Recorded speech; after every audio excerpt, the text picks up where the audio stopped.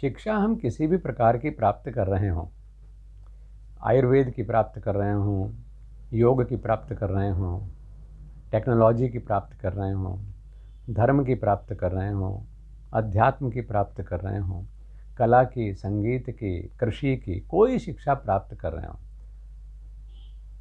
उस शिक्षा को प्राप्त करने के लिए एलिजिबिलिटी, सुपात्रता होनी बहुत ज़रूरी है। आज हम एलिजिबिलिटी की जब बात करते हैं तो केवल एकेडमिक सेंस में चले जाते हैं कि अगर किसी ने साइंस साइड से इंटरमीडिएट किया हुआ है तो इस विषय को पढ़ सकते हैं, इंजीनियरिंग में जाने के लिए इन विषयों की ज़रूरत है। लेकिन एक विद्यार्थी, सफल विद्यार्थी होने के लिए किस विषय की ज़रूरत है, इसकी चर्चा गायब हो गई। आज हमारे जो स्कूल हैं वो शिक्षण केंद्र तो हैं, बल्कि उसको हम इंफॉर्मेशन सेंटर कहने लगे कि वहाँ से हमको किसी भी विषय की जानकारी मिलती है, उसकी टेक्नोलॉजी मिलती है और उसके आधार पर बच्चा आगे बढ़ता है। लेकिन जो जीवन निर्माण, क्योंकि शिक्षा का उद्देश्य क्या था? सा विद्या या विमुक्तये।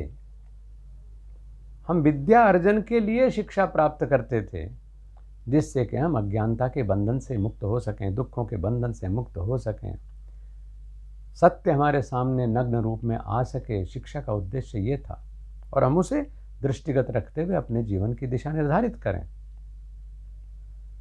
ये जो जीवन मूल्य थे ये आज शिक्षा में नहीं है। मुझे आज बचपन में जब मैं स्कूल में पढ़ता था तो अपने गुरुजी की बताई हुई चीज़ ध्यान आ रही है। वो कहते थे कि विद्यार्थी अगर आप नहीं हैं, और दर्शन में इसको कहते हैं अधिकारी, कि आप अगर अधिकारी नहीं हैं विद्यार्जन के, तो आपके ऊपर विद्या की बात करना, उसकी जानकारी देना, वो ऐसे ही है जैसे पत्थर के ऊपर बारिश कर देना। आपको सुपात्र होना चाहिए और सुपात्रता का संस्कार से सीधा संबंध है। इसीलिए मनुष्य और पशु में अंतर है। लेकिन विडंबना है कि हमारी शिक्षा पद्धति से वो जो जीवन निर्माण की सूत्र थे, जागने के, जगाने के सूत्र थे, वो गायब हो गए। और हमारे संस्थाएं, मैंने कहा कि केवल इंफॉर्मेशन सेंटर्स बन करके रह गई, एग्जामिनेशन सेंटर्स बन के रह गई, और या कहिए प्रोफेशनल सेंटर्स बन करके रह गए। और इसीलिए एजुकेशन को और साथ ही साथ ऐसे ही शिक्षण को, यानी गुरु का जो कार्य था, उसको भी हमने एजुकेशन प्रोफेशन कह दिया, टीचिंग प्रोफेशन कह दिया। ये प्रोफेशन बिल्कुल नहीं है। अगर प्रोफेशनलिज्म का अर्थ ये है कि हमारे अंदर परफेक्शन आए तो उतने तक तो मैं मान सकता हूँ, लेकिन अगर प्रोफेशन धंधा है तो कहीं शिक्षा के साथ अन्याय और भटकाव है। विद्यार्थी में कुछ गुण हैं, होने चाहिए, वो हमने कभी 5वीं 6ठी क्लास में पढ़ते थे, तब हमें सिखाए गए। यानी गुरु व्यवहार में तो बचपन से हमको सिखाते हैं, बेसिक एजुकेशन से।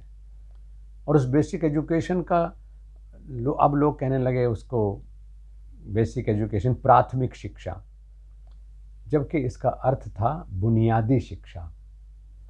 यानी बुनियाद हमारे बच्चों की ठीक हो जाए, वो है असली पढ़ाई, ताकि वो मजबूत बुनियाद पर किसी भी ऊंचाई तक चले जाएं, कोई चिंता नहीं है। करो भवन निर्माण आज तुम आदर्शों के वैभवशाली, तुम ऊपर आकाश चूम लो और मनाओ खूब दिवाली, मैं नीचे बन नींव खड़ा हूँ। गुरु जो है बिल्डिंग की नींव होता था, और वहाँ पर जहाँ व्यवहार में तो अपने पढ़ाने के तरीके से हमें जीवन मूल्य सिखा दिए जाते थे, फिर उसके बाद जब हम भाषा सीख जाते थे तब हमको शास्त्रीय तरीके से भी उसकी जानकारी दी जाती थी। कह रहे कि विद्यार्थी के लक्षण समझ लो, कहीं ऐसा तो नहीं कि कोई लक्षण तुम मिस कर रहे हो। अगर एक भी लक्षण मिस कर रहे हो तो तुम शिक्षा को पूरी तरह से प्राप्त नहीं कर सकते। और लक्षण क्या थे? श्वान निद्रा, बकोध्यानम, काकचेष्टा तथैव च, अल्पहारी, गृहस्थ त्यागी, विद्यार्थिनः पंच लक्षणम। 5 लक्षण हमको सिखाए जाते थे, और वो तब नहीं, ऐसा है नहीं कि तभी सिखाते थे, वो शाश्वत हैं, आज भी हैं, और आप उनका उल्लेख बिल्कुल करना बंद कर दो तो भी वही लक्षण रहेंगे, क्योंकि वो शाश्वत हैं। श्वान निद्रा, विद्यार्थी सफल वही हो सकता है जिसकी नींद कुत्ते जैसी हो, अपने लक्ष्य से विचलित नहीं है। कुत्ते का काम है वफादारी, कुत्ते का काम है चौकीदारी, कुत्ते का काम है स्वामी भक्ति, और उस कार्य में नींद बाधा नहीं बन सकती। जरा सी आहट के साथ में उठ जाए, ये लक्षण विद्यार्थी में होने चाहिए। कुत्ते जैसी नींद उसकी होनी चाहिए। बकोध्यानम, बगुले जैसा ध्यान होना चाहिए। आपने कभी बुगला देखा हो, कितना धवल सफ़ेद, और कई बार तो तालाब नदी के किनारे एक टांग पर खड़ा रहता है, और आप कह बगुला भगत। बगुला भगत का मतलब यही है कि ढोंगी, देखने में लग रहा है कि उसके कपड़े वपड़े ठीक ठाक हैं, देखने में लग रहा है कि आंख बंद करके ध्यान अवस्थित एकदम विचलित हुए बिना बैठा है, लेकिन मन कहाँ है? उसका मन एकाग्रता पर है। तो ध्यान अगर सीखना है तो हमें बुगले से सीखना है, कि बिल्कुल हिले डुले बिना बैठा है, लेकिन जैसे ही उसके काम की चीज आई झट से पकड़ ली मछली। ये है ध्यान। काक चेष्टा, कौवे जैसा प्रयास होना चाहिए। कौवा जिस चीज पर, जिस टुकड़े पर नियत रख ले, आपके घर आंगन में दीवार पे मुंडेर पे आके बैठ जाएगा। अब तो आप फ्लैट्स में रहने लगे, मुंडेर कहाँ मिलेगी आपको, घर आंगन भी नहीं है आपके पास, लेकिन कहीं देखने का मौका मिले तो देखिए। कौवा जिस चीज़ को पाना चाहता है और आप जानते हैं कि नुकसान करेगा, तो आप ताली बजा करके उसको उड़ा देते हैं, उड़ जाएगा, लेकिन फिर दूसरी तरफ मुंडेर पर बैठ जाएगा, फिर सामने आके बैठ जाएगा, लेकिन उसकी कोशिश में कमी नहीं, वो उस टुकड़े को उठा करके ले ही जाएगा। ऐसी चेष्टा हमारी हो। और इसी प्रकार तथैव च, इसी प्रकार अल्पहारी, चौथा गुण हमारा होना चाहिए विद्यार्थी होने के नाते अल्पहारी, कि भोजन कम करो। अगर हम चुस्तीले फुर्तीले एकाग्र और ऐसा रहने के साथ साथ आलस्य से मुक्त रहना चाहते हैं, तंद्रा से मुक्त रहना चाहते हैं, हमेशा चेतन रहना चाहते हैं, कम खाओ। अल्पहारी, भोजन आधा पेट कर, आधा पेट भोजन करो, जितनी भूख है उससे आधा खाओ, फिर 1/4 हिस्सा पानी से भर लो, 1/4 हिस्सा वायु के संचरण के लिए मुक्त छोड़ दो। ऐसा हमें खाने का ध्यान रखना चाहिए। कम खाना, सही खाना, और खाने के बारे में अलग विधान है, उस पर की चर्चा मैं यहाँ नहीं कर रहा हूँ, लेकिन इतना हो कि अल्पहारी हो। आप ठूस करके कि आज तो पार्टी है और खाना ही है, और फिर उससे ज़्यादा जीवन का हिस्सा उस काम में लगा देते हैं जिसे आप आराम कहते हैं, या पचाना कहते हैं, या रिलैक्सेशन कहते हैं। समय व्यर्थ होता है जीवन का। तो अल्पहारी, कम खाओ, आधा पेट खाओ। और अंतिम चीज़ कही, गृहस्थ त्यागी, विद्यार्थिनः पंच लक्षणम, विद्यार्थी का 5वां जो लक्षण है वो है गृहस्थ त्यागी, यानी गृहस्थ के दायित्वों से उसे मुक्त रहना चाहिए। गृहस्थ त्यागी का मतलब बहुत बार लोग ये समझ लेते हैं कि उसे शादी नहीं करनी चाहिए, उसे घर के झमेलों में नहीं फंसना चाहिए, और माँ बाप कई बार सोचने लगते हैं कि ये तो लक्षण बड़ा गलत है, हमारे लड़का शादी नहीं करेगा तो हमारा परिवार कैसे चलेगा। नहीं, इस समय उसको उस बारे में न बताओ, ना उसकी चर्चा करो, उसको भटकाओ मत। वो अगर लक्ष्यनिष्ठ है, पढ़ रहा है, समर्पित है अपने लक्ष्य के लिए तो उसको चलने दो। जिस समय जो कार्य करना है उस समय वो ही आपका जीवन है, उतना ही आपका जीवन है। भटकाव की ज़रूरत नहीं।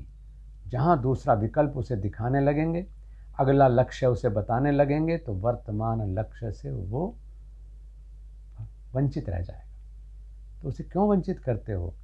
तो विद्यार्थी का लक्षण यह है, अगर हम बड़ी उम्र में भी पढ़ते हैं, विवाह होने के बाद भी आप मास्टर्स डिग्री करना चाह रहे हैं, कोई विशेष पढ़ाई पढ़ना चाहते हैं, स्वर साधना करना चाहते हैं, संगीत साधना करना चाहते हैं, योग साधना करना चाहते हैं, कोई बात नहीं, विद्यार्थी वाला लक्षण वहाँ भी अप्लाई करो। उस समय आप बुजुर्ग नहीं हैं, उस समय आप गृहस्थी नहीं हैं। उस समय विशेष, उस कालखंड में जब आप विद्यार्थी के रूप में अपनी भूमिका में हैं, तो गृहस्थ के दायित्वों का सोचना भी अपनी शिक्षा के उद्देश्य से भटकना हो जाएगा। तो जितना उस समय आप समर्पित हो जाएंगे शिक्षा के लिए, गृहस्थ के दायित्वों से मुंह मोड़ करके, उतनी जल्दी आपको लक्ष्य प्राप्त हो जाएगा और उसके बाद अपनी जिम्मेदारी को फिर निभाइए। अगर मैं 5 घंटे के लिए पढ़ाई में बैठा हूँ तो उस समय मैं गृहस्थी नहीं हूँ, उस समय मुझे घर की चिंता नहीं करनी है, उसकी व्यवस्था पहले से करके चुकूँगा, तब बैठूँगा पढ़ने के लिए, कि वो दोनों जो रिस्पॉन्सिबिलिटी हैं उनमें कहीं कन्फ्लिक्ट ना हो, कहीं कंट्रडिक्शन ना हो।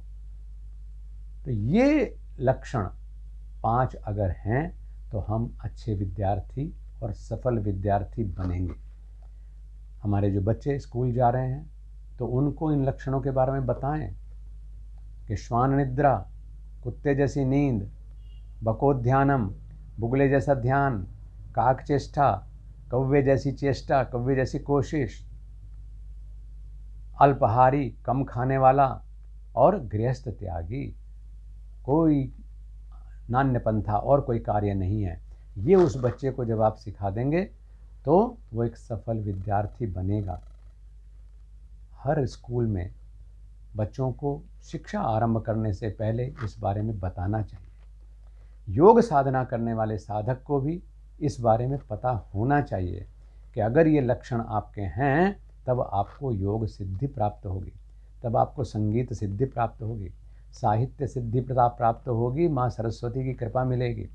आप युद्ध कौशल कला भी सीखना चाहते हैं तो भी ये विद्यार्थी के लक्षण आपको फॉलो करने पड़ेंगे, तब आप वहाँ पर युद्ध कला कौशल में भी पारंगत होंगे। इंजीनियरिंग में, मेडिकल साइंस में, नक्षत्र विज्ञान में, ज्योतिष में, विद्याओं का तो कोई अंत ही नहीं है। तो हर विद्या पर एक फार्मूला लागू होता है कि उसे अच्छा विद्यार्थी होना चाहिए। अच्छा विद्यार्थी होने का मतलब है इस 5 कसौटियों पर उसे खरा उतरना चाहिए, ताकि जो भी आपने लक्ष्य बनाया है उसे आप प्राप्त कर सकें।